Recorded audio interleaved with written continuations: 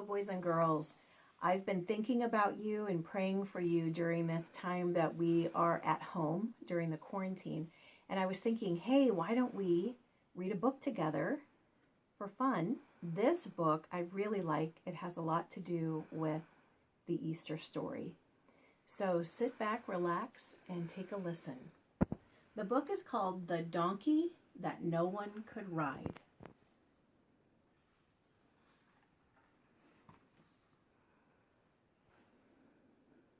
There once was a donkey, young, weak, and small, so weak he could carry nothing at all.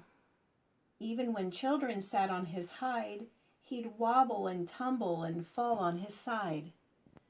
No matter how much he tried or he cried, this was a donkey that no one could ride. He couldn't haul stones away, he couldn't dig ditches, or carry rich men with their bags full of riches. He couldn't pull carts with huge bales of hay. Just lifting a feather would make his legs sway. No, this donkey was useless, no good at all. Too puny, too shaky, too scrawny, too small.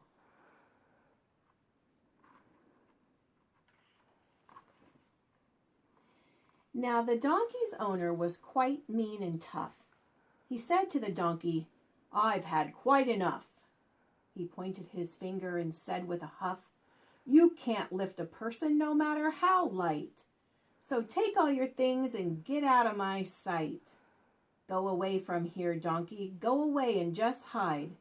What use is a donkey that no one can ride?"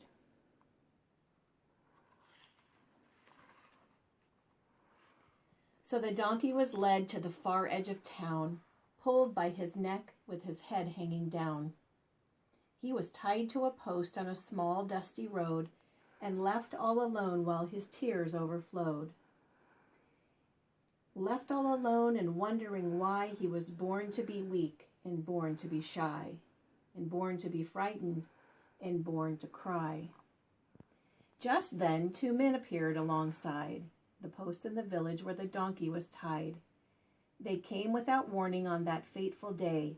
They came and untied him and took him away. The donkey was frightened. He said to the men, "Where are we going?" And then said again, "Where are we going? And what about me? Please leave me alone and just let me be."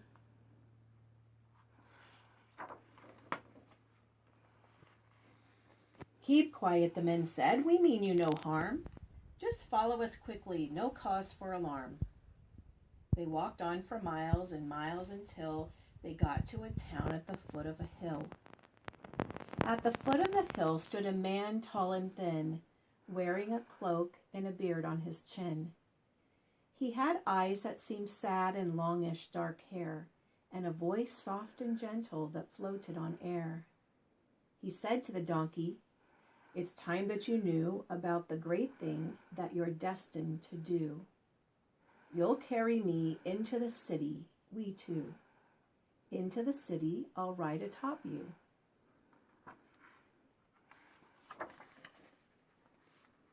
"What's that you say?" cried the donkey with dread. There's simply no way. You've been misled. I'm just a small weakling. You must go ahead and look for another to take you instead. You see, I'm just hopeless. Ever since I was born, I've been subject to insults and teasing and scorn. My back's somewhat crooked and my legs aren't strong. I'm just a big failure who does everything wrong. Won't you believe me?" the sad donkey cried. "Just leave me alone and cast me aside. I'm just a poor donkey that no one can ride."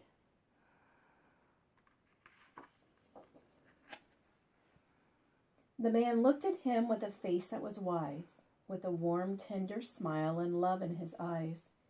And then in a calm and mysterious way, he opened his mouth and started to say, "My help is enough. It's all that you need. It's all you require in life to succeed. The weaker you are, the more strength I give. I'll be there to help you as long as you live.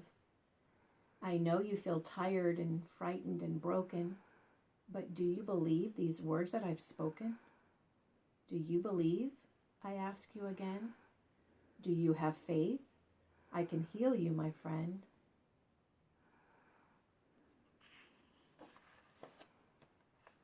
For some reason, the donkey was sure that he knew the words the man spoke were honest and true. They were said with such kindness and caring and love, it seemed that they came from heaven above. The donkey burst out, I believe it's true.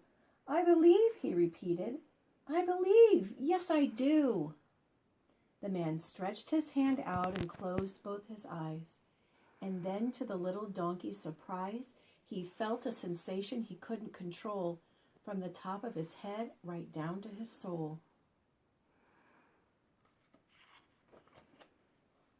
All of a sudden, he realized that now his body was stretching and changing somehow.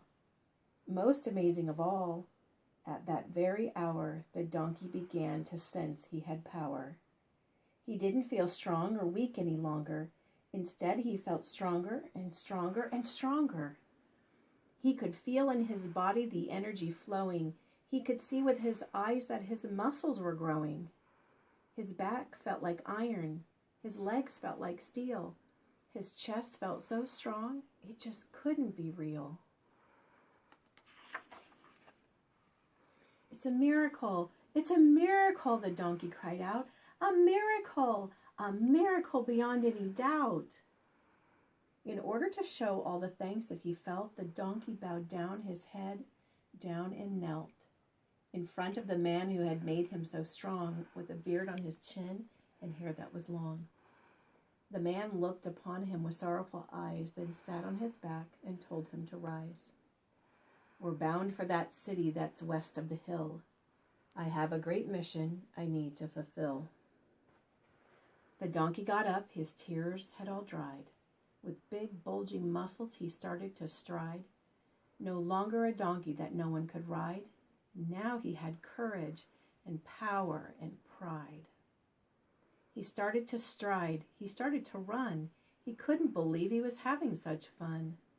With a clippity-clop and a clippity-clop, he kept right on going with no need to stop. But as they drew near to the gate of the town, the donkey could hear a very strange sound. The curious noise made him perk up his ears. What could it be? It sounded like cheers. Soon crowds of people came into sight, shouting and waving their arms with delight.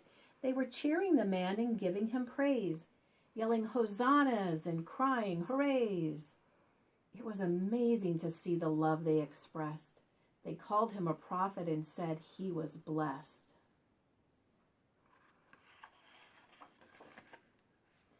In front of the donkey they threw with their arms flowers and garments and branches and palms. They laid all these down and started to sing, calling the man a savior and king. The donkey was happy, gone were his tears. Never had people sung in his ears. Never was there a moment so sweet as carrying a king with palms at his feet.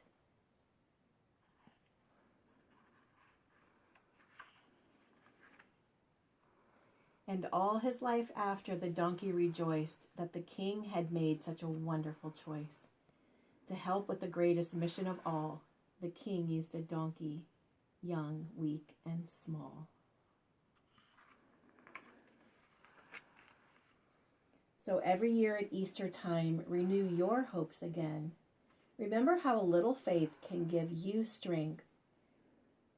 And then gather all your friends around and tell the tale of when a tiny donkey carried God into Jerusalem.